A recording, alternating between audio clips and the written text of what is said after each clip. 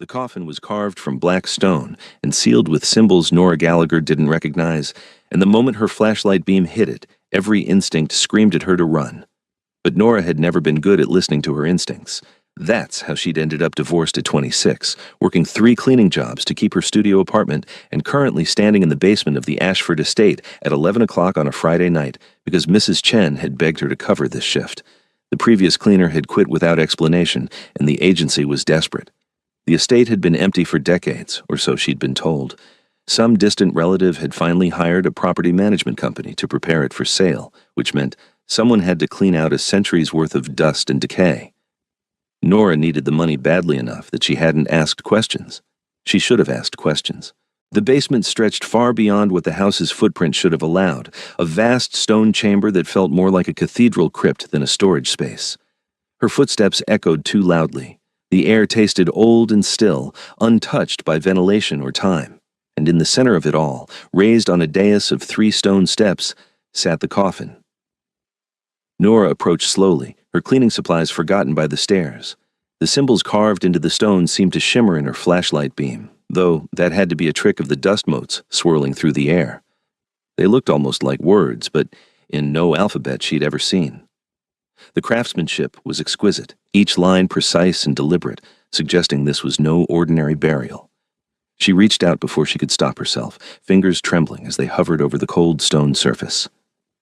"Don't touch it," her mind whispered. Nothing good comes from opening sealed coffins in creepy basements. But her hand was already moving, pressing against one of the symbols. It gave beneath her touch with a soft click that echoed through the chamber like a gunshot.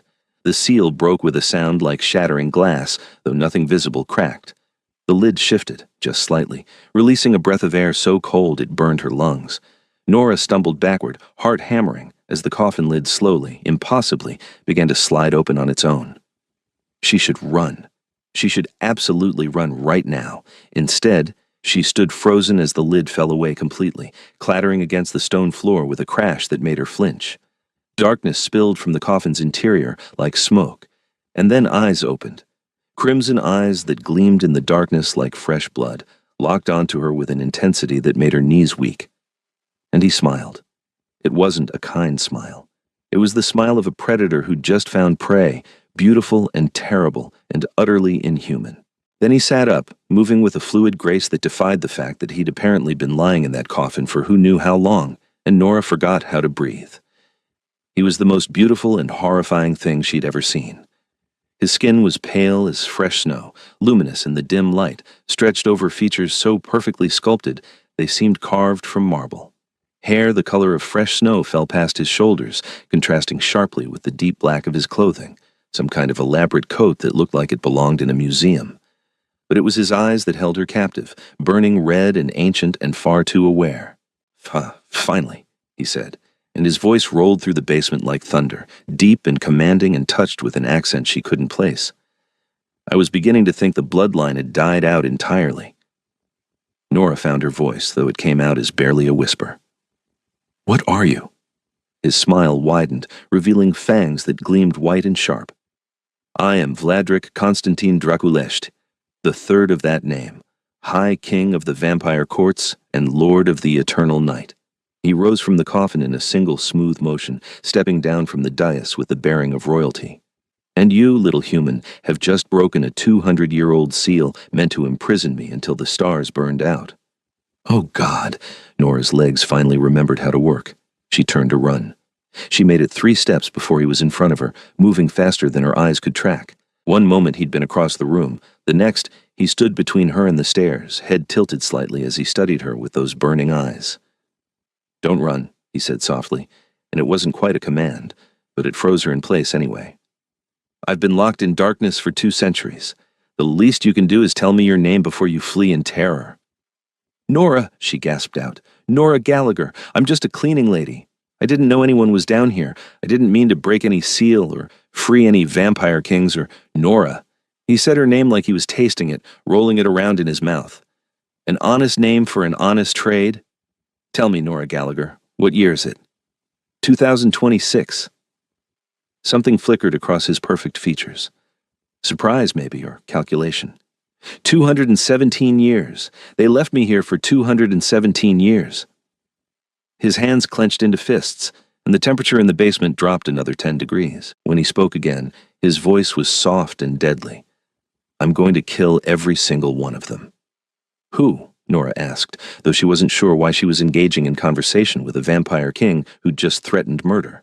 Maybe shock had broken something in her brain. The Council of Elders, the bastards who betrayed me and locked me in that stone prison. Vladrik turned his gaze back to her, and some of the rage faded from his expression. But first, I need to understand this new world I've woken into. You will help me. It wasn't a question. Nora shook her head anyway. I really can't. I have 2 more houses to clean tonight, and I need this job, and I'm pretty sure aiding and abetting a vampire king is against some kind of law. I could compel you. He moved closer, and she could feel the cold radiating from his skin. Force your cooperation with nothing more than a thought. Would you prefer that?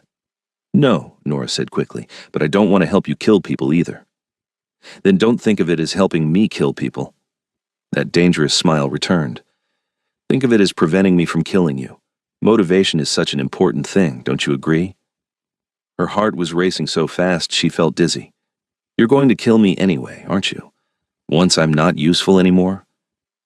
Vladrik studied her for a long moment, those crimson eyes seeming to peer straight through to her soul. No, he said finally, and he sounded almost surprised. No, I don't think I will. Do you know what you did, little Nora? When you broke that seal, she shook her head mutely. You created a blood bond. The magic of the seal recognized you as its breaker and tied your life to mine. I can feel your heartbeat, hear your breathing, sense your fear. He reached out slowly, giving her time to flinch away, and pressed one cold finger to the pulse point in her throat.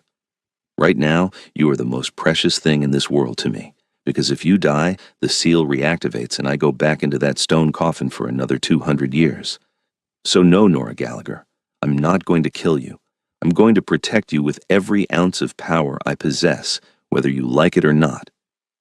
Nora's mind was reeling. A blood bond.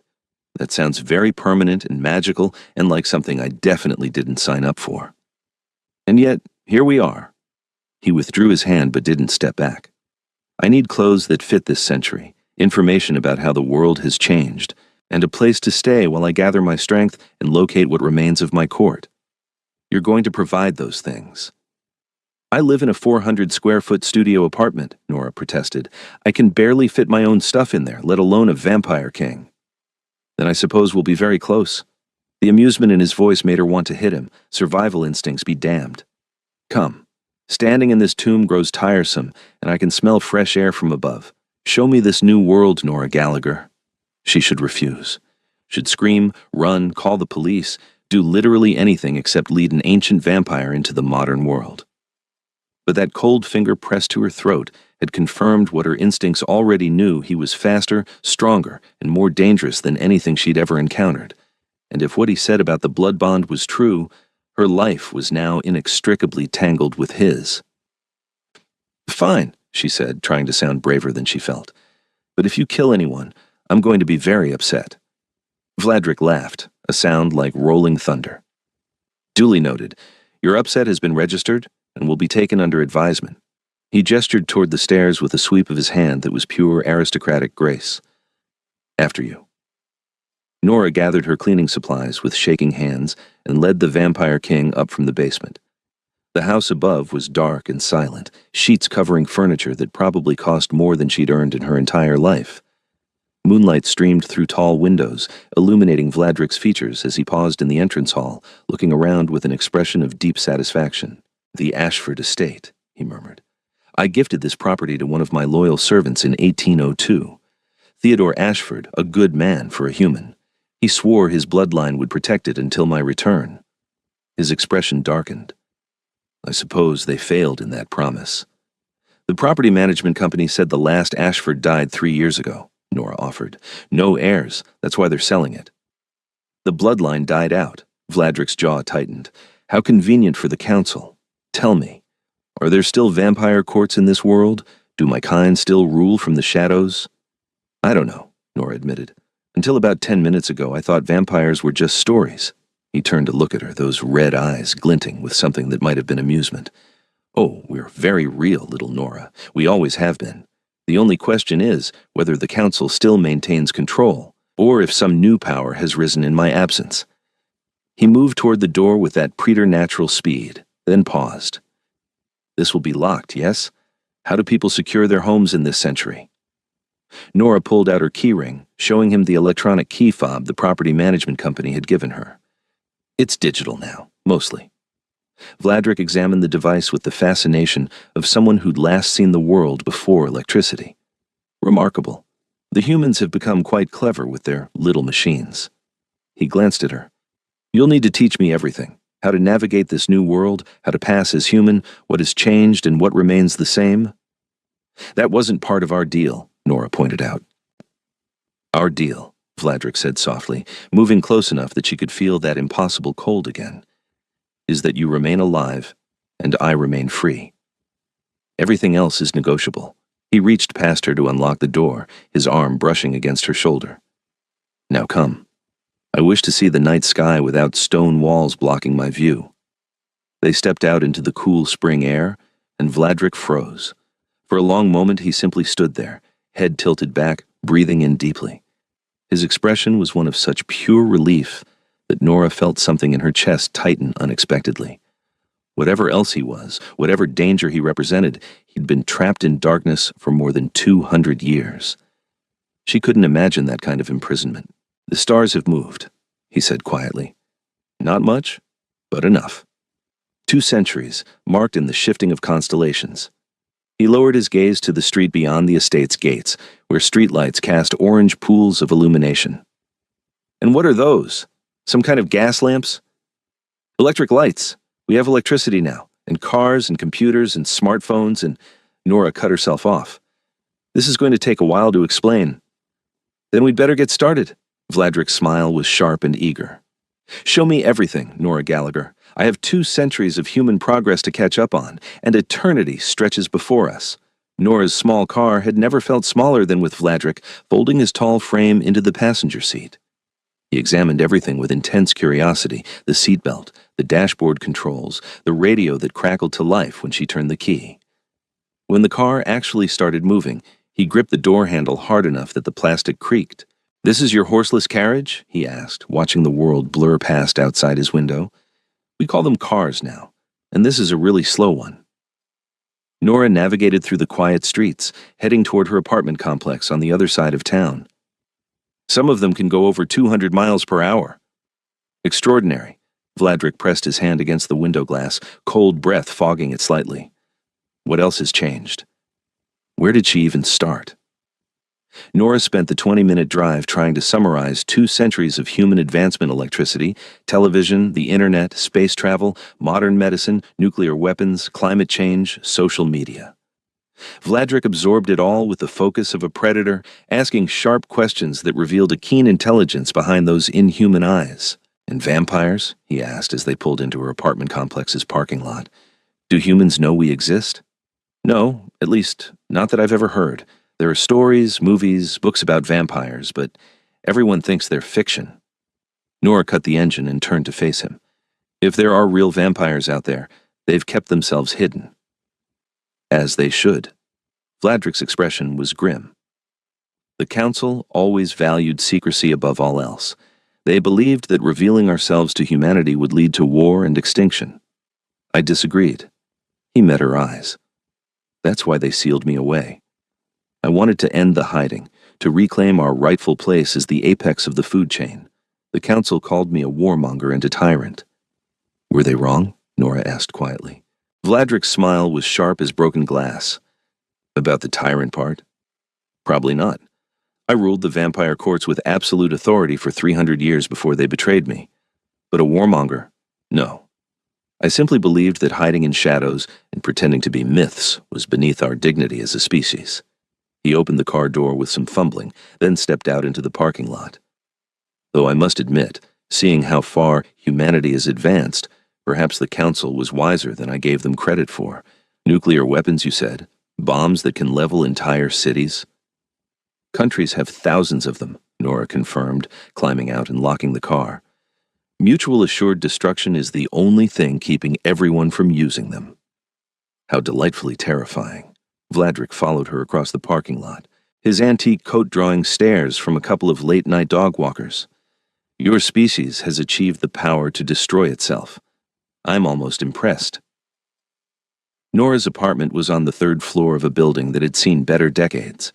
The elevator was broken again, so she led Vladrik up the stairs, acutely aware of how shabby everything must look to someone who'd owned entire estates. But he didn't comment, just followed her with that predatory grace until she unlocked her door and ushered him inside.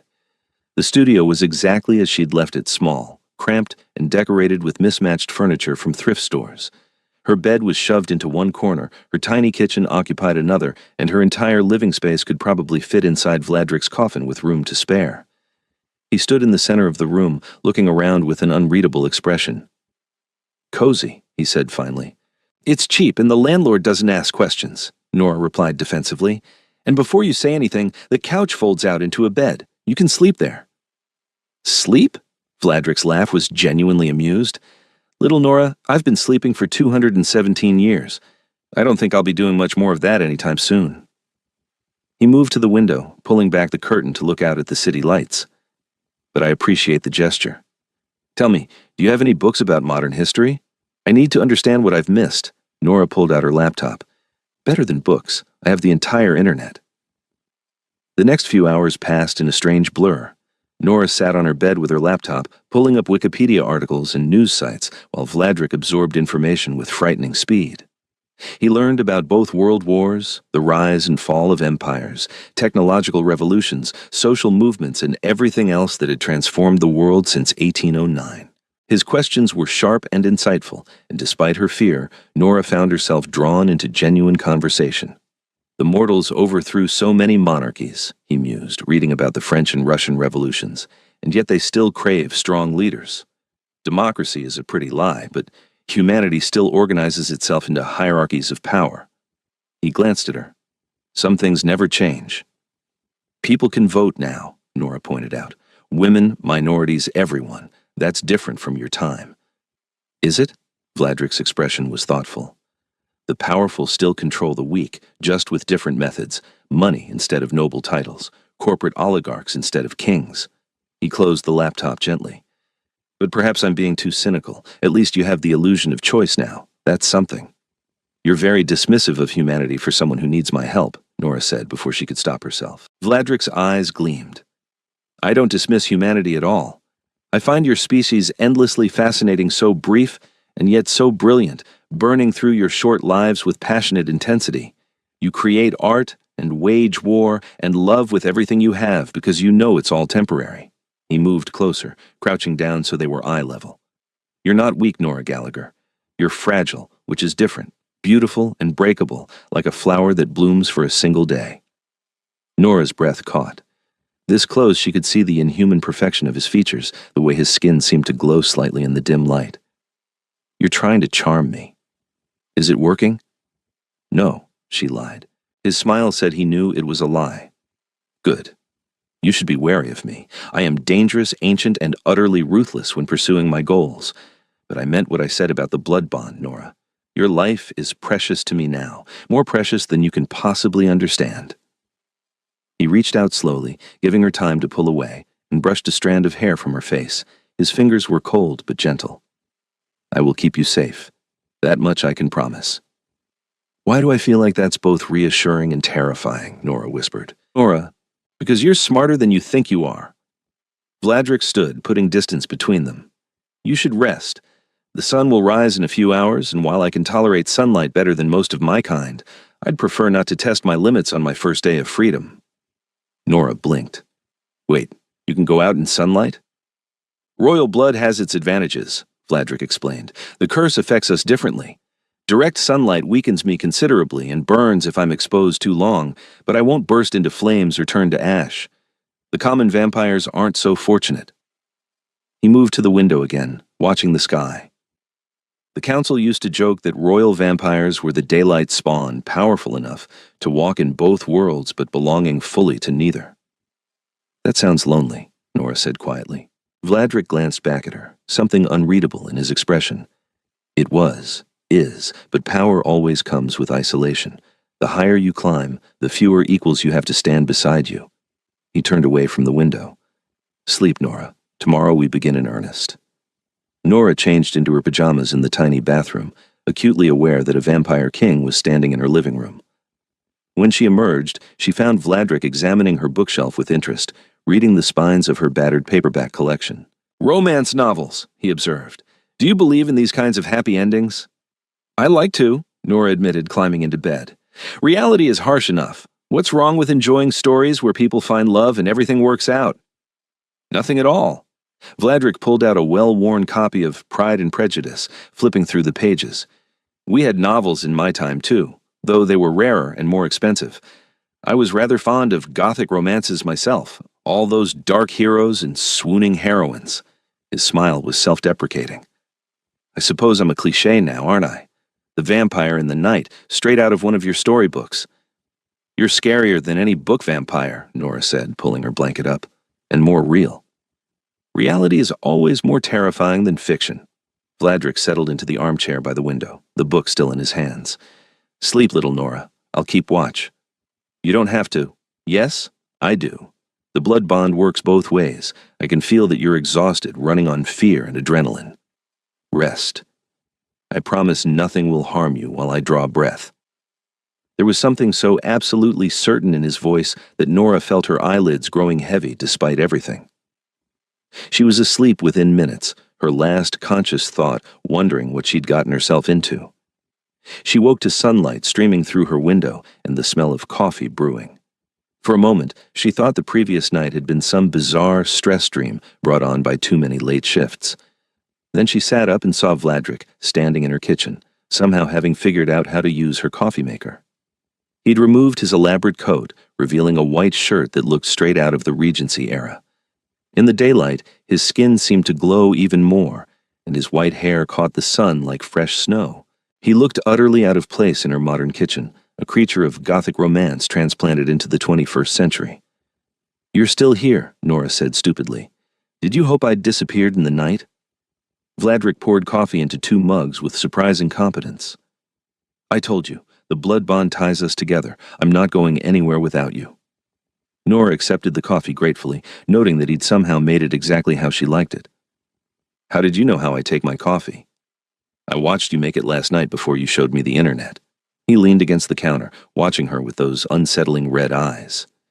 "I pay attention to details, Nora. It's kept me alive for over 700 years. 700 years. The number made her dizzy.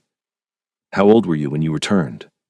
28, young for a king, but my father died unexpectedly, and I inherited both his throne and his curse." Vladrik sipped his own coffee black. "I ruled the vampire courts for 3 centuries before the council decided I was too dangerous to remain in power. They drugged me with vampire's bane, sealed me in that stone coffin, and hid me away in the Ashford estate's basement." His expression darkened. "They thought they were protecting vampire society. They were really just afraid I'd take away their power." "What are you going to do now?" Nora asked carefully. "Find out what's left of my court, locate the council members who betrayed me, reclaim my throne." He said it so casually, like he was listing groceries instead of plotting a coup. "But first, I need to understand this new world and regain my full strength. 2 centuries in that coffin weakened me considerably. I need to feed." Nora's hand tightened on her coffee mug. "Feed on what?" "Blood, naturally. What else would a vampire drink?" Vladrik's expression softened slightly at whatever he saw on her face. "I won't take yours without permission, if that's what you're afraid of. The blood bond makes you far too valuable to risk weakening. But I will need to hunt soon." "You can't just go around killing people," Nora protested. "I don't need to kill to feed. A pint or 2 is enough, and the donor rarely remembers afterward if I compel them properly." Vladrik set down his mug. "Though I admit, I was planning to make exceptions for certain council members." "Vladrik, don't worry, little Nora, I won't murder anyone today." His smile was sharp. "I'm far too weak for proper revenge. Today we focus on the basics, getting me clothing that won't make me look like I walked out of a Jane Austen novel, and finding out what happened to the vampire world in my absence." They spent the day transforming a vampire king into someone who could pass on modern streets. Nora took him to a department store where Vladrik tried on jeans and t-shirts with the air of someone handling alien artifacts. He settled on dark clothing that suited his dramatic coloring: black jeans, black shirts, a long black coat that he insisted on because some things are non-negotiable. The sales clerk kept staring at his hair and eyes, but Vladrik explained he was an albino model, which seemed to satisfy her curiosity. Nora was impressed by how quickly he adapted, picking up modern speech patterns and mannerisms with frightening speed. "You're good at blending in," she observed as they left the store with several bags. "I've had centuries of practice." Vladrik wore sunglasses now, shielding his red eyes from both sunlight and curious stares. "Vampires have always lived among humans. We just learned to be very, very careful about it." He paused on the sidewalk, looking around at the busy street with its cars and smartphones and the thousand small miracles of modern life. "Though I must admit, this world is stranger than anything I could have imagined. You've done remarkable things, you mortals." "We've also done terrible things," Nora said quietly. "The wars, the genocides, the environmental damage. Every species does terrible things given enough time and power." Vladrik's hand found her elbow, steadying her as someone jostled past. "Don't romanticize the past, Nora. My time had its own horrors: slavery, plague, endless wars. At least your century pretends to care about human rights." They returned to her apartment as the sun began setting. Vladrik seemed to relax as darkness fell, the tension leaving his shoulders. "Better," he murmured. "Night is when I'm strongest." "Are you going to hunt tonight?" Nora asked, though she wasn't sure she wanted to know. "Yes, but you're coming with me." He held up a hand before she could protest. "The blood bond means I need to keep you close until I'm stronger. If we're separated and you're hurt or killed, I go back in that coffin. So wherever I go, you go, at least for now." Nora wanted to argue, but the logic was sound. "Fine, but no killing." "No killing," Vladrik agreed. "Tonight, I make no promises about the future." They went to a nightclub downtown, the kind of place Nora had never been able to afford. Vladrik moved through the crowd like he owned it, drawing eyes everywhere he went. His otherworldly beauty and confident bearing made people gravitate toward him, and within minutes he'd charmed his way into the VIP section with Nora in tow. She watched in fascination as he selected his prey, a young man already drunk enough that he'd barely remember anything. Vladrik led him to a private corner, and Nora looked away as he fed, unable to watch but hearing the soft gasp and then the silence. When it was over, Vladrik returned to her side with color in his cheeks and a satisfied expression. The young man wandered back to his friends, looking dazed but unharmed. "Better," Vladrik said, and his eyes seemed to glow brighter now. "Much better. I can feel my strength returning already." He offered her his hand. "Dance with me." "What?"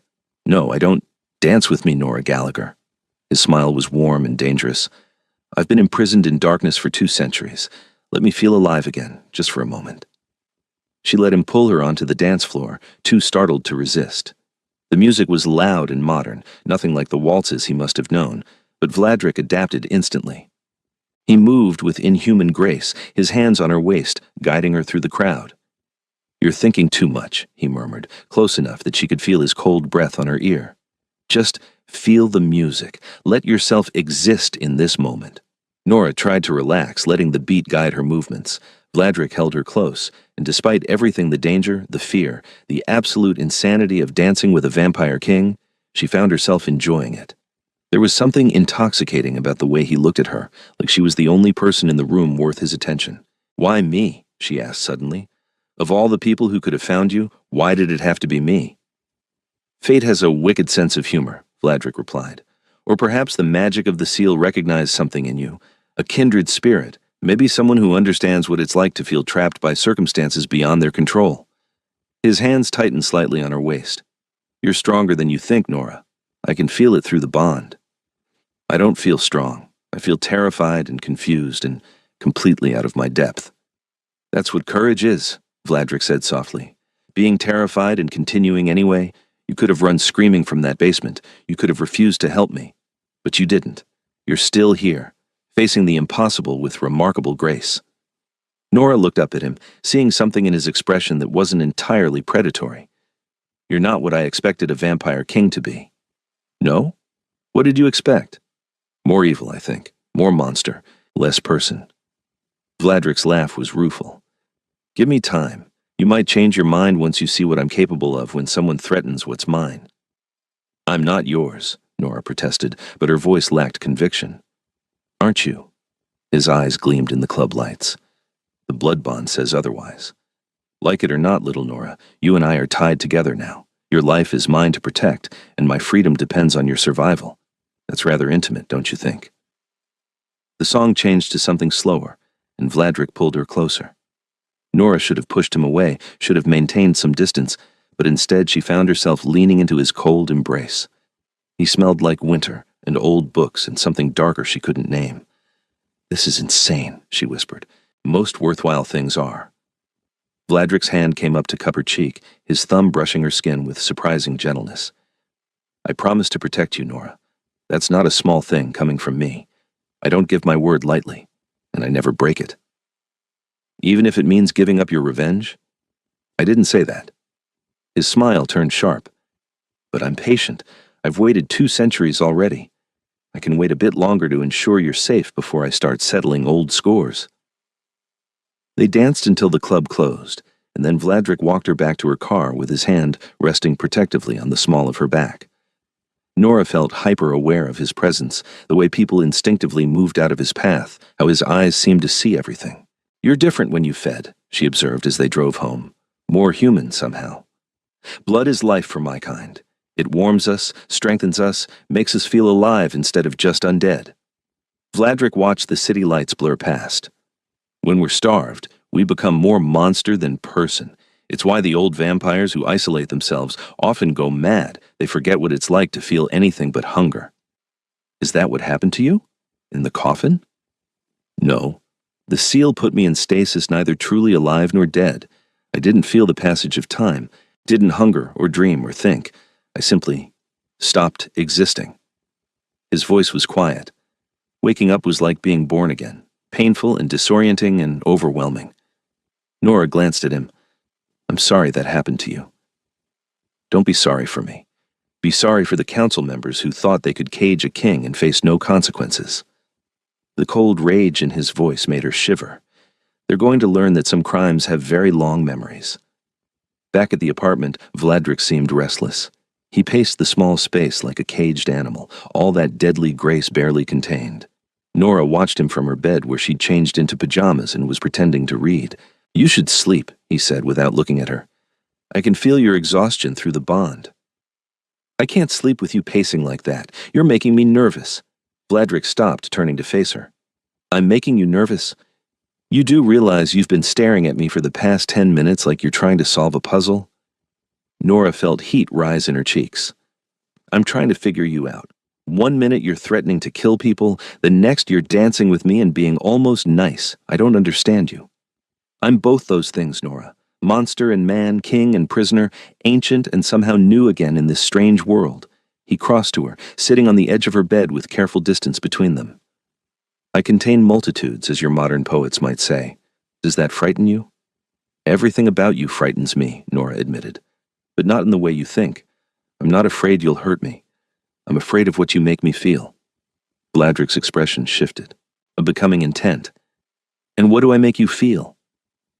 Alive, she whispered, more alive than I've felt in years, like I'm part of something bigger than my small, ordinary life. It's terrifying and exhilarating and completely insane. Nora, don't, she held up a hand. Don't say anything charming or seductive or make any promises you can't keep. I know this is temporary. I know once you're strong enough and you found your court and dealt with your enemies, you won't need me anymore. The blood bond will break and you'll go back to your vampire world, and I'll go back to cleaning houses. So let's not pretend this is anything more than what it is, a temporary alliance born of magical necessity. Vladrik was quiet for a long moment. Then he reached out and took her hand in his cold fingers wrapping around her warm ones. You're wrong about one thing, he said softly. The blood bond isn't temporary. It's permanent. Even if I wanted to break it, which I don't, I couldn't. The magic that created it is ancient and absolute. You and I are connected now, Nora Gallagher, for as long as we both exist. Nora's heart stuttered. That's not possible. You can't be stuck with me forever just because I accidentally broke a seal. I prefer to think of it as fate giving me an unexpected gift. His thumb brushed over her knuckles. You freed me, Nora. You gave me back the world. The least I can do is give you a life worth living in return. I don't want to be a vampire, she said quickly. I'm not offering to turn you. That's a choice that should never be made lightly, and certainly not as payment for a debt. Vladrik's expression was serious. But I can offer you protection, wealth, experiences you've never dreamed of. I can show you the hidden world that exists beneath the mundane surface of human society. I can give you purpose beyond cleaning other people's houses for minimum wage. And what would you want in return? Stay with me. Help me navigate this new world. Be my anchor to humanity as I reclaim my throne. His grip on her hand tightened slightly. And perhaps, if you're willing, let me court you properly. As a man courts a woman he finds fascinating and brave, and utterly unlike anyone he's ever known. Nora's breath caught. You want to court me? A vampire king wants to court a cleaning lady? I want to court you, Nora Gallagher, because you're clever and kind and strong enough to face a monster in the darkness and offer him coffee instead of screaming. Your profession doesn't matter. Your humanity doesn't matter. What matters is that you make me feel something beyond rage and hunger for the first time in centuries. He brought her hand to his lips, pressing a cold kiss to her knuckles. Say yes. Let me show you what it means to be cherished by someone who has all the time in the world to adore you. It was insane. It was impossible. It was everything Nora had ever read about in her romance novels, come to life in the most terrifying way possible. Yes, she whispered. Because what else could she say when a vampire king looked at her like she was precious and rare and worth keeping? Vladrik's smile was brilliant and dangerous and full of promise. Excellent. Then tomorrow we begin your real education. I'm going to introduce you to a world you never knew existed, my brave little Nora. And then we're going to burn down everyone who stands between me and my throne. The next few weeks passed in a blur of impossible things. Vladrik proved to be a relentless teacher, educating Nora about vampire society while simultaneously learning about the modern world from her. They fell into a strange rhythm, days spent researching and preparing, nights spent exploring the hidden supernatural underbelly of the city. It turned out vampires were everywhere once you knew how to look for them. Vladrik could sense his own kind, and he led Nora to nightclubs and private gatherings where the beautiful people with too pale skin and carefully hidden fangs congregated. Most were young vampires, turned within the last century, but they all recognized Vladrik on some instinctive level as their superior. Word spread quickly through the vampire underground the High King had returned. The first of the old court to find them was a vampire named Severin, who showed up at Nora's apartment one evening with the bearing of nobility and terror in his eyes. He took one look at Vladrik and dropped to one knee. "My king," he breathed, "we thought you were dead. The council said you'd been destroyed, that your line had ended." The council lied. Vladrik's voice was cold as winter. "Where are they, Severin? Where do the elders hide in this new world?" "Scattered, my lord. After they sealed you, the court's fragmented. There's no central authority anymore, just regional lords answering to the remnants of the council." Severin looked up, and Nora saw genuine emotion in his ancient eyes. "It's been chaos for 2 centuries. Without your rule, vampire society has weakened. We're shadows of what we once were. Then it's time to remind them what real power looks like." Vladrik helped Severin to his feet. "Gather the loyal ones, anyone who served me faithfully before the betrayal.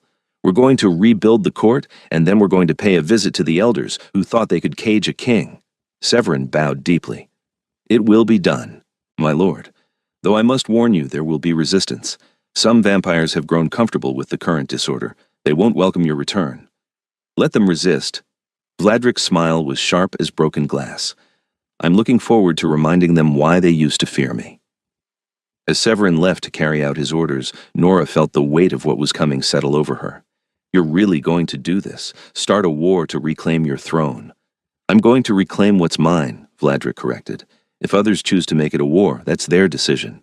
He turned to her, his expression softening. "You can still walk away, Nora. The blood bond will keep you safe regardless of where you go. You don't have to be part of this."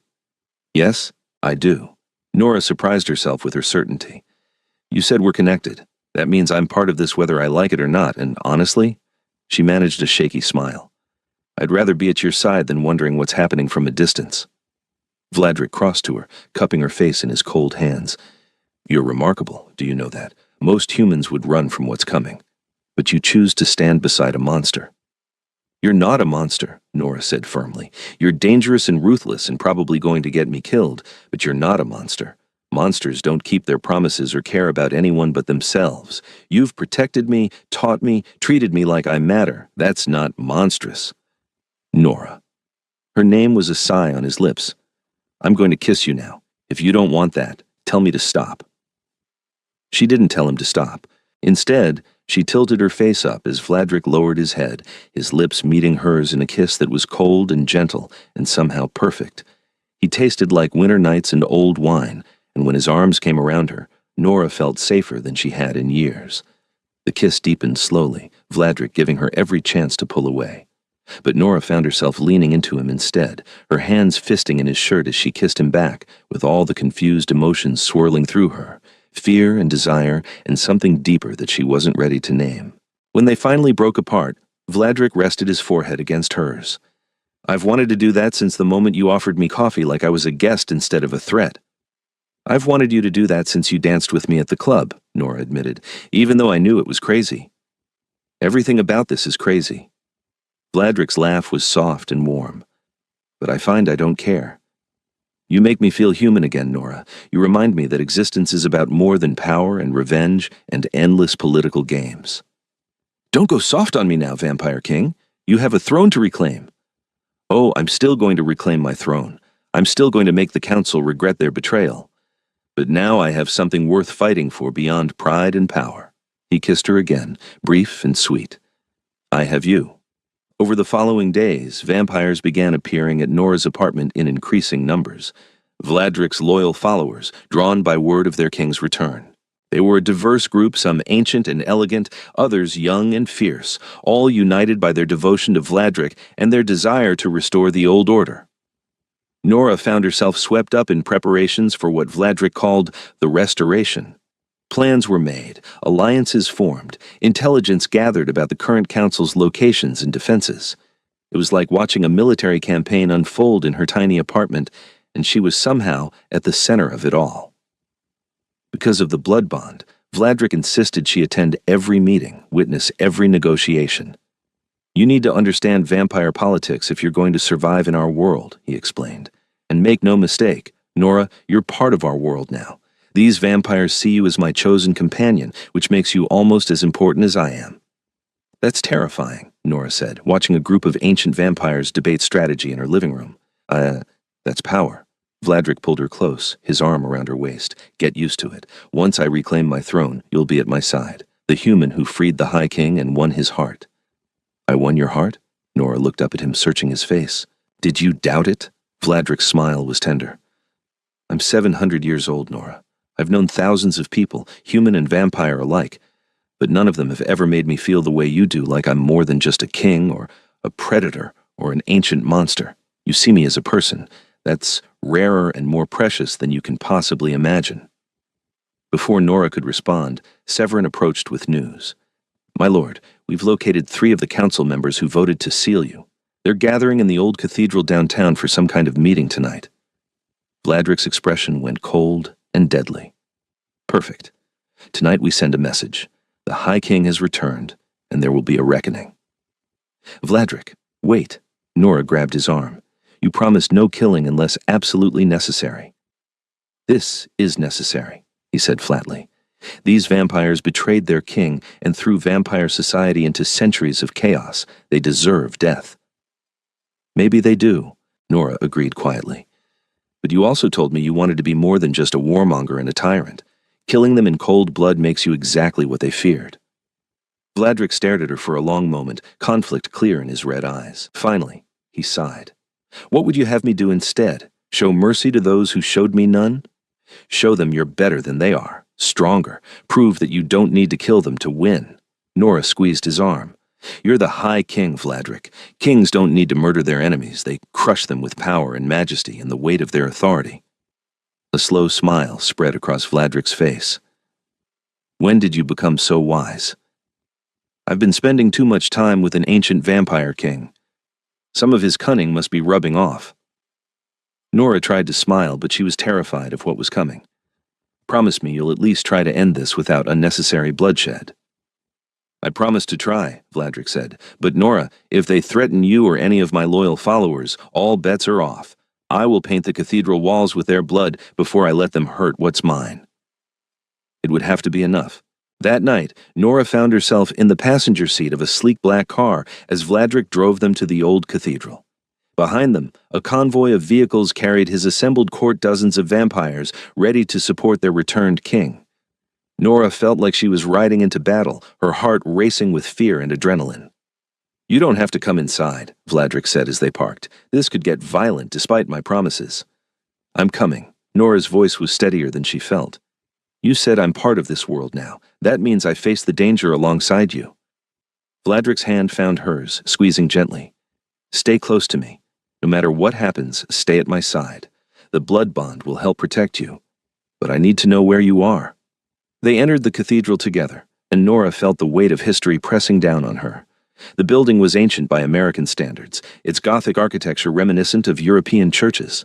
But instead of holy light and peace, the space was filled with vampires, dozens of them, all turning to stare as Vladrik strode down the center aisle with Nora at his side. At the altar stood 3 figures, ancient and elegant and radiating power. They wore modern clothing, but carried themselves with the bearing of medieval nobility. These were the council elders, and their expressions shifted from surprise to fear to rage as they recognized Vladrik. Impossible, one of them breathed. A woman with silver-white hair and eyes like chips of ice. The seal was meant to be permanent. The seal was broken, Vladrik replied, his voice carrying through the cathedral with absolute authority. By this human woman, who had more power in her innocent touch than all your careful magic combined. He stopped at the base of the altar steps, still holding Nora's hand. I am Vladrik Constantine Draculesht, High King of the Vampire Courts, and I have returned to reclaim what was stolen from me. You were a tyrant, another elder spat, a man with sharp features and venom in his eyes. You would have led our kind to destruction with your arrogance. I would have led us to glory, Vladrik corrected. Instead, you sealed me away and let vampire society crumble into regional squabbles and petty power games. Look around you, this is what your leadership brought. Weakness and discord, where there should be unity and strength. Murmurs ran through the assembled vampires. Nora could feel the tension building. New violence was seconds away from erupting. She squeezed Vladrik's hand, reminding him of his promise. He glanced at her, and something in his expression softened. When he turned back to the elders, his voice was calmer. I didn't come here for revenge, though I would be justified in taking it.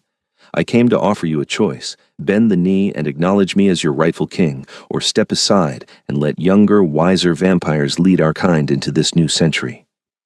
We'll never bow to you, the third elder hissed. You're a relic, Draculesht. Your time has passed. Then you've made your choice. Vladrik's eyes blazed red. I challenge you for leadership of the courts. All 3 of you, if you're brave enough. Trial by combat witnessed by everyone present. Let the vampires see which of us is stronger. The elders exchanged glances, and Nora saw fear flicker across their features. They were ancient and powerful, but Vladrik was something beyond a royal vampire in his prime, fed and furious and finally free. You can't win against all 3 of us, the ice-eyed woman said, but her voice lacked conviction. Can I? Vladrik released Nora's hand and stepped forward. Let's find out. What followed was the most terrifying and beautiful thing Nora had ever witnessed. Vladrik moved like liquid death, faster than her eyes could follow, meeting 3 ancient vampires in combat with effortless grace. The cathedral echoed with the sounds of supernatural violence, bodies slamming into stone, glass shattering, the occasional cry of pain. But Vladrik never lost control. He fought with precise, calculated movements, disabling rather than killing, proving his superiority without taking lives. Within minutes, all 3 elders lay on the ground, wounded but alive, while Vladrik stood over them without a scratch. Yield, he commanded, and his voice shook the cathedral rafters. One by one, the elders bent their heads in submission. Around them, every vampire in the cathedral dropped to one knee, acknowledging their king. All except Nora, who stood frozen in awe and terror at what she'd just witnessed. Vladrik turned to her, and despite the violence he'd just displayed, his expression was gentle as he extended his hand. Come here, my brave Nora. She crossed to him on shaking legs, placing her hand in his. Vladrik pulled her close, turning to address the assembled vampires while keeping her at his side. Let it be known throughout all vampire courts, the High King has returned, and a new era begins. We will no longer hide in shadows, pretending to be myths and legends. We will reclaim our rightful place as the apex predators of this world, but we will do so with intelligence and strategy, not mindless violence. His arm tightened around Nora's waist. And this human woman, Nora Gallagher, is under my personal protection. Any vampire who harms her answers to me personally. Is that understood? A chorus of voices affirmed their understanding. Nora felt the weight of dozens of vampire gazes on her, assessing her, wondering what made her special enough to stand beside their king. Vladrik leaned down to whisper in her ear. You're shaking. Are you afraid? Terrified, Nora admitted, but also amazed. You were incredible. I was showing off for you, he confessed, a hint of amusement in his voice. Did it work? That depends. Are you going to be an enlightened ruler or a tyrant? With you at my side to keep me honest, I suppose I'll have to try for enlightened. Vladrik pressed a kiss to her temple. Thank you for reminding me that strength isn't just about violence. You made me better tonight, Nora. The restoration of Vladrik's rule took weeks of careful negotiation and strategic maneuvering. The vampire courts were scattered across the globe, and each regional lord had to be brought back into the fold through a combination of diplomacy, displays of power, and occasionally actual combat. Nora witnessed it all from Vladrik's side. True to his word, he made her his constant companion, bringing her to every negotiation and introducing her as his chosen consort. It was overwhelming and terrifying, and strangely thrilling to be part of this hidden world. They moved from her tiny apartment to the Ashford estate, which Vladrik reclaimed as his primary residence. He filled it with loyal vampires who served as his new court, transforming the dusty mansion into a hub of supernatural politics. Nora found herself with servants, fine clothes, and a comfortable life she'd never imagined. But more than the material comfort, she found herself falling deeper in love with Vladrik. He was attentive and protective, treating her like something precious. He taught her about vampire history and culture, shared stories from his long life, listened to her thoughts and opinions with genuine interest. You're spoiling me, she told him one evening as they walked through the estate's gardens together. I'm cherishing you, Vladrik corrected. There's a difference. Spoiling implies excess. Cherishing is simply giving you what you deserve. And what do I deserve? I'm just a cleaning lady who accidentally freed a vampire king. You're the woman who gave me back the world and then taught me how to be worthy of ruling it. Vladrik stopped walking, turning to face her in the moonlight. You're brilliant and brave and kind, and you make me want to be better than I am. That's worth more than any throne or title. Nora felt tears prick her eyes. I love you. I know that's probably stupid and complicated and dangerous, but I can't help it. I love you, Vladrik. His smile was radiant. Loving me is definitely stupid, complicated, and dangerous. But I love you too, Nora Gallagher, with everything I have left that's still capable of love. You brought me back to life in more ways than one. He kissed her then, deep and passionate, and Nora let herself fall into it. They made love that night in his enormous bed, and Vladrik was gentle and careful with her mortal body, treating her like fine glass that might shatter. Afterward, he held her close, his cold skin gradually warming from contact with hers. I have something to ask you, he said quietly, and I want you to think carefully before answering. Nora propped herself up on one elbow, looking at him. What is it? I want you to stay with me. Not just for now, but permanently. I want to marry you, Nora, in both the human and vampire traditions. I want to bind myself to you in every way possible. He touched her face gently. But I need you to understand what that means. You'll still be human, still mortal. But you'll be the queen consort of the vampire courts. Every vampire in the world will know your name and face. You'll be a target for my enemies and a symbol of my power. Your life will never be normal again. My life stopped being normal the moment I opened that coffin, Nora pointed out. And honestly, I don't want normal anymore. Normal was lonely and exhausting and small. This life, with you, with all its danger and strangeness, feels right. Like this is what I was meant for. Is that a yes? That's a yes, Nora confirmed. I'll marry you, Vladrik. I'll be your queen and stand beside you for however long my human life lasts. Vladrik's expression grew serious. About that. There's something else we need to discuss. Eventually, if you want, I could turn you. make you vampire, give you immortality so we could truly have forever together. Nora had known this conversation was coming, but she still wasn't ready for it. I don't know if I want that. Being human feels like an essential part of who I am. I know. That's why I'm not pushing. The offer stands. For whenever you're ready, or if you're never ready. Vladric pulled her close again. But know this, Nora. I will love you whether you're human or vampire, mortal or immortal. Your humanity is part of what I adore about you. If you choose to remain human, I'll cherish every moment we have together, however brief in the scope of my long existence. How brief? Nora asked quietly. If I stay human, how long do we have? 50 years. Maybe 60 if you're lucky and modern medicine is kind. A blink of an eye for me. His voice was rough with emotion. But I would rather have 50 real years with you than 1,000 empty centuries without you. So don't choose immortality for my sake, Nora. Choose it only if it's what you truly want. Nora kissed him, pouring all her love and gratitude into it. Can I have time to think about it? You can have all the time you need. We have years to make that decision. Vladric smiled against her lips. For now, let's focus on planning a wedding that will make the entire vampire world take notice. I want everyone to know that the High King has found his queen. The wedding took place 3 months later, a lavish affair that blended human and vampire traditions.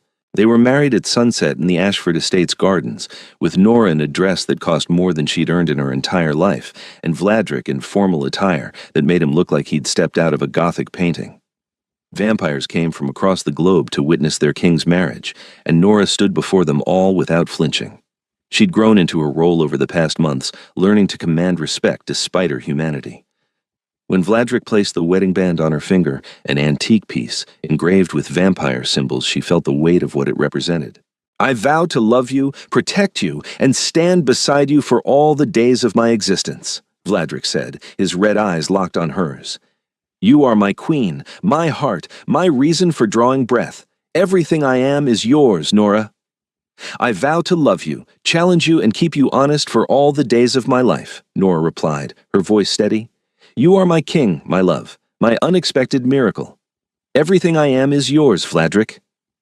They sealed the vows with a kiss that drew cheers from the assembled guests, and Nora Gallagher became Nora Draculesht, queen consort of the vampire courts. The celebration lasted 3 days, as was vampire tradition. Nora danced until her feet hurt, met vampires from every corner of the earth, and slowly began to understand the scope of what she'd become part of.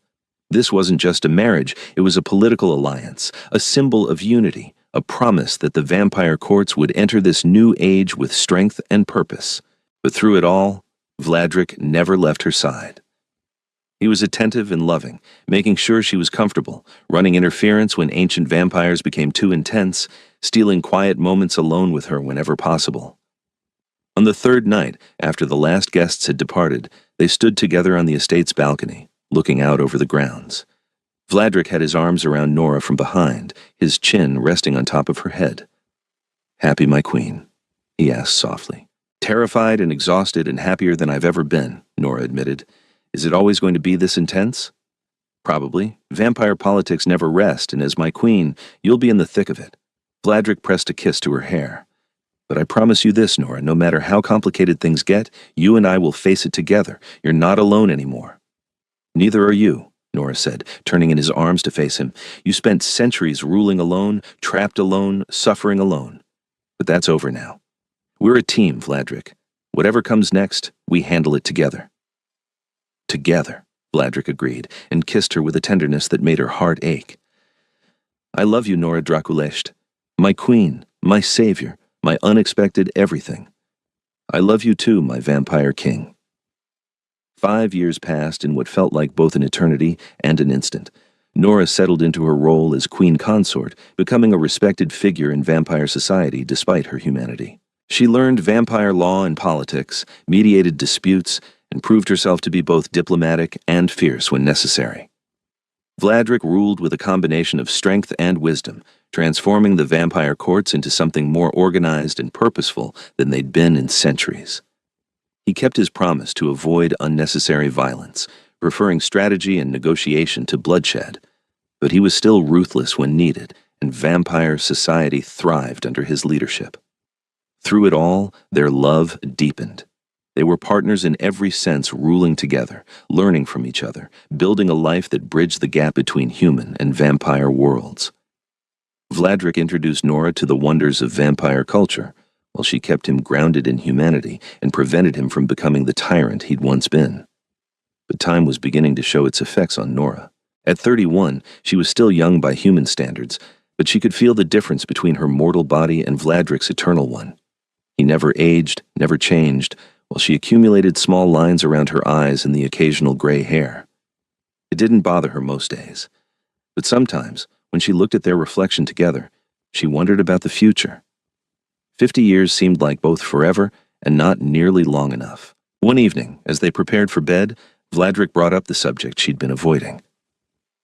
"You've been thinking about the turning," he said quietly.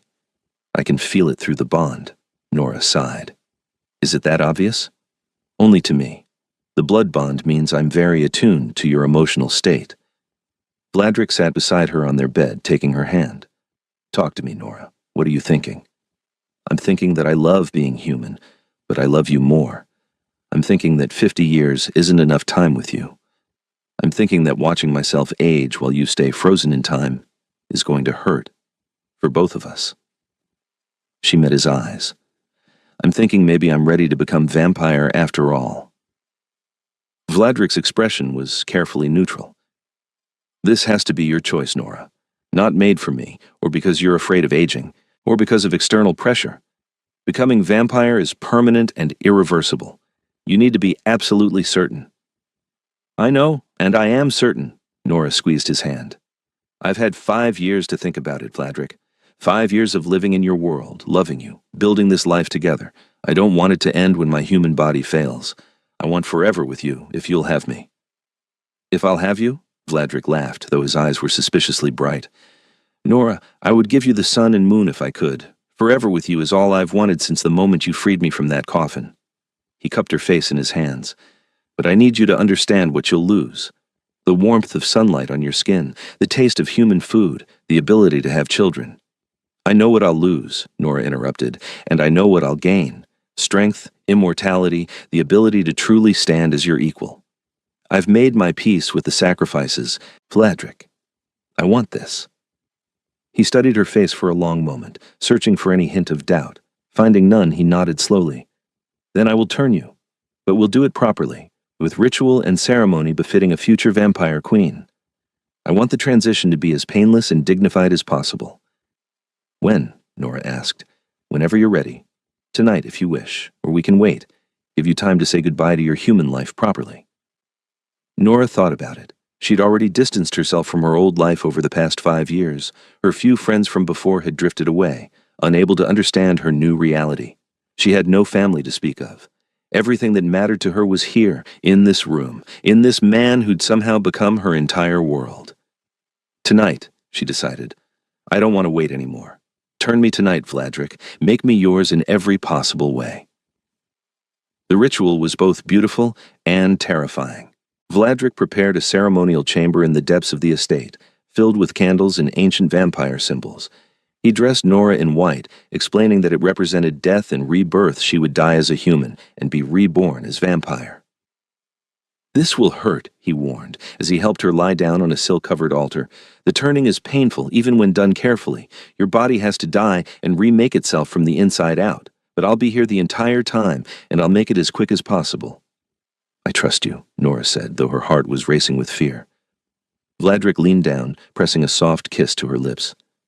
"I love you, Nora. Remember that, through everything that's about to happen.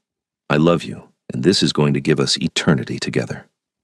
"I love you too," Nora whispered. "Do it." He bit her then, his fangs sinking into the pulse point of her throat with practiced precision. The pain was sharp but brief, replaced by a strange floating sensation as he drank. Nora felt her heartbeat slowing, her breathing becoming shallow, the world growing dim around the edges. Just before she lost consciousness completely, Vladrik bit his own wrist and pressed it to her lips. "Drink," he commanded, and she obeyed, tasting his blood cold and electric and powerful. It burned going down, filling her with ice and fire simultaneously. Then the real pain began. Nora's body convulsed as the vampire blood spread through her system, killing and remaking her cells one by one. She screamed, distantly aware of Vladrik holding her, speaking words of comfort she couldn't quite hear over the roaring in her ears. It felt like dying, because it was dying, her humanity burning away to make room for something new and terrible and powerful. She didn't know how long it lasted, hours maybe, or days. Time lost meaning in the pain, but eventually it faded, leaving behind a strange stillness. Her heart had stopped beating. Her lungs no longer drew breath automatically, but she felt more alive than ever, every sense heightened to impossible sharpness. Nora opened her eyes and saw the world in vivid, perfect detail. Every candle flame was a distinct star, every shadow precisely defined.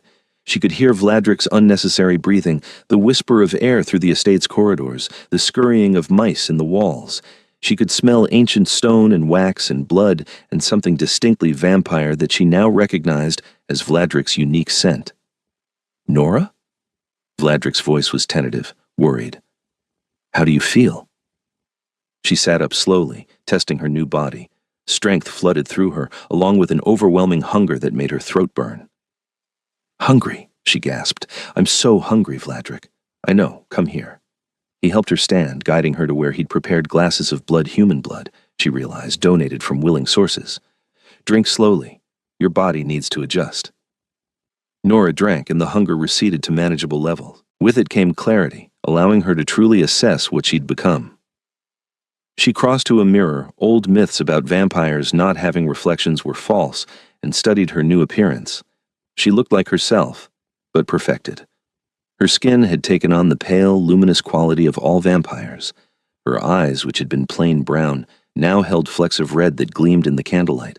Her features seemed sharper, more defined, radiating an otherworldly beauty she'd never possessed as a human. I'm beautiful, she whispered in wonder. You always were, Vladrik said from behind her, wrapping his arms around her waist. But yes, the transformation enhances certain qualities. Royal blood affects the turning. You're not just vampire now, Nora. You're vampire royalty, queen in truth as well as title. Nora turned in his embrace, seeing him clearly for the first time with vampire senses.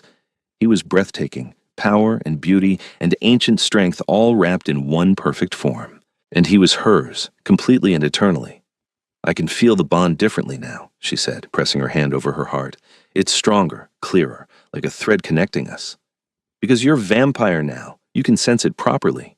We're linked, Nora, in ways that go beyond normal vampire bonds, bound by magic and blood and love. Vladrik kissed her softly. How do you feel about what you've become? Nora considered the question honestly. She felt powerful, immortal, transformed. She'd lost her humanity but gained so much more, and looking at Vladrik, knowing they now had forever together, she felt nothing but joy. I feel free, she said finally, like I've finally become who I was always meant to be. Your queen, your equal, your eternal companion. Then let me be the first to properly greet you into immortality. Vladrik dropped to one knee, taking her hand in his. Welcome to eternity, Nora Draculesht, my queen, my love, my everything. Nora pulled him to his feet and kissed him with all the passion and power of her new vampire strength. They made love in that ceremonial chamber, christening her new existence with joy and desire and the absolute certainty that they belonged together. The vampire court celebrated Nora's transformation with another lavish event, this one even grander than their wedding. Vampires came from across the world to witness their queen's rebirth, to pay homage to the human woman who'd won their king's heart and earned immortality. Nora stood beside Vladrik during the ceremony, no longer needing his protection, but still choosing to remain at his side. She was powerful now in her own right. Royal vampire blood made her stronger, faster, more formidable than common vampires. But it was her combination of vampire power and retained human compassion that made her truly special. The courts are stronger with you in them, Severin told her during the celebration. You balance the king in ways none of us could. He's still powerful, still commanding, but you've made him wise as well. That's a rare gift. Nora smiled, watching Vladrik negotiate with a regional lord across the room. He made himself wise. I just remind him occasionally that power isn't the only thing that matters. Nevertheless, we are grateful. The vampire world is better for your presence in it, my queen. As the celebration continued, Nora found herself reflecting on the journey that had brought her here. From a lonely cleaning lady scraping by on 3 jobs to the queen of the vampire courts with eternity stretching before her. It seemed impossible, like something out of one of the romance novels she used to read. But it was real. She was real. Vladric was real, and their love was the most real thing of all. Later that night, after the guests had departed and they were alone again, Vladric took her to the rooftop of the Ashford estate. The city spread out below them, lights twinkling like stars. "Do you ever regret it?" he asked quietly.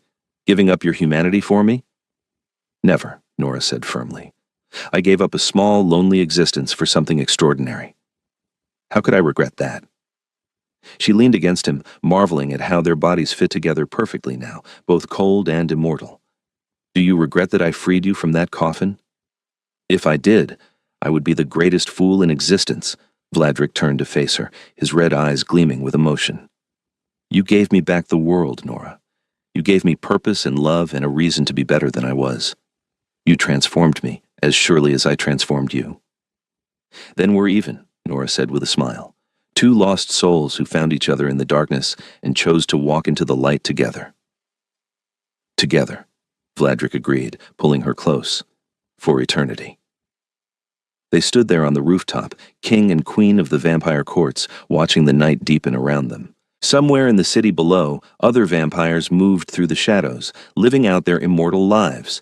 Somewhere beyond the city limits, the old council members they'd spared lived in exile, broken reminders of a failed attempt to cage a king. But none of that mattered right now. What mattered was this moment, this connection, this perfect understanding between two people who'd chosen each other against all odds. Nora thought about the woman she'd been 5 years ago, tired, lonely, desperate for something more. She thought about the moment her flashlight had first illuminated that black stone coffin, the instant that changed everything. She thought about Vladric opening his eyes and smiling, that terrible, beautiful smile that had promised danger and transformation. If she could go back to that moment, knowing everything that would follow, would she still break the seal? Absolutely, because breaking that seal hadn't just freed a vampire king.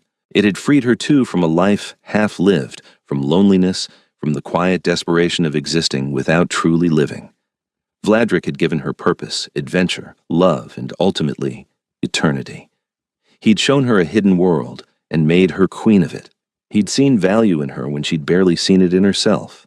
And in return, she'd given him back his throne, his purpose, his capacity for love. She'd challenged him to be better, to rule with wisdom instead of just power. She'd stood beside him through political battles and vampire intrigue. She'd chosen him, completely and without reservation, in ways that surprised them both. They were perfect for each other, the vampire king and the cleaning lady who'd freed him. Different in every way that mattered, and yet somehow exactly the same where it counted. Both fierce, both loyal, both willing to fight for what they believed in. "What are you thinking about?" Vladric asked, his arms tightening around her waist. "Happy endings," Nora replied. "How they're real after all, even if they look different than expected." "Is this your happy ending, my love?" "This is my happy beginning," Nora corrected. "The ending is still thousands of years away, and I intend to enjoy every moment between now and then." Vladric laughed, the sound rich and warm and full of joy. Spoken like a true vampire queen, always planning for the long game. "I learned from the best." Nora tilted her face up for a kiss, which Vladric provided with enthusiasm. When they broke apart, she rested her head against his chest, listening to the silence where his heartbeat used to be. "Thank you for waiting for me, for being sealed in darkness for 2 centuries until I could find you and set you free. Thank you for being brave enough to break the seal, for seeing a monster in a coffin and offering him coffee instead of running away, for loving me, despite knowing what I am and what I'm capable of." Vladric pressed a kiss to the top of her head. "You're my miracle, Nora, my unexpected, wonderful, perfect miracle." They stayed on the rooftop until dawn approached, talking and planning and simply existing together in perfect harmony. As the sky began to lighten with the first hints of sunrise, they retreated inside to their chambers, where they could rest safely away from the sun's weakening rays. Nora no longer needed to sleep as much as when she was human, but she enjoyed the ritual of lying beside Vladric, their bodies entwined, existing in peaceful stillness. She could feel the blood bond humming between them, stronger than ever now that they were both vampire. It was a constant reminder that they belonged to each other, bound by magic and choice, and love so deep it transcended species. "I love you," she whispered into the darkness of their room. "I will love you for all the centuries to come, Vladrik. That's my vow to you, not just as your queen, but as your partner, your equal, your eternal companion." "And I love you," Vladrik replied, his voice soft with emotion. "For all the centuries behind me and all the centuries ahead, you are my heart, Nora. You always will be." They drifted into the light rest that vampires called sleep, safe in each other's arms, secure in their love and their power and their shared future. Outside, the world continued its endless turning. Humans lived and died. Empires rose and fell. Time marched relentlessly forward. But inside the Ashford estate, in the chambers of the vampire king and queen, time held no power. They had forever now, an eternity to explore and experience and simply be together. The cleaning lady and the vampire king, bound by fate and magic and a love strong enough to transform them both. It was a beginning, worthy of legend, the kind of story that would be told in vampire courts for centuries to come. How a human woman broke an ancient seal and freed the High King. How she stood beside him as he reclaimed his throne. How he loved her so deeply that he gave her immortality, making her his queen in every possible way. But to Nora and Vladrik, it wasn't a legend or a story. It was simply their truth, their reality, their happy beginning that would never have to end. And somewhere in the darkness, if you listened carefully, you could hear the echo of laughter.